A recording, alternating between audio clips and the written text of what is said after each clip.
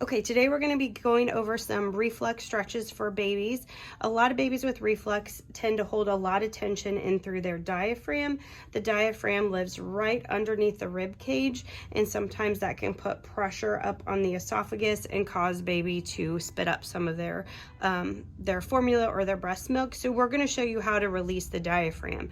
So if you put the baby flat on their back, the diaphragm basically is right underneath the rib cage. So you're going to follow from that sternum right underneath the rib cage, and we're going to put a little bit of pressure, and we're just going to stretch underneath that rib cage. So you're putting pressure, kind of pulling down and stretching underneath that rib cage, just helping to loosen up that diaphragm so it's not putting so much pressure on that esophagus.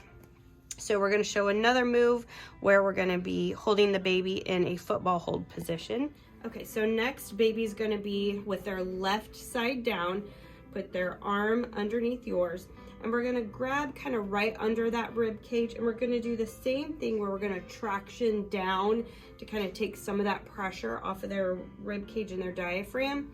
So you're going to press from the left side and kind of come down all the way to the bottom. And we're pressing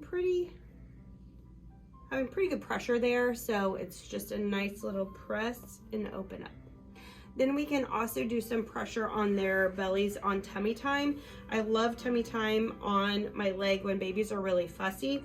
You can put them here so they have to work their head and neck and use head control, but if they're refluxy, put a little bit more pressure on their belly.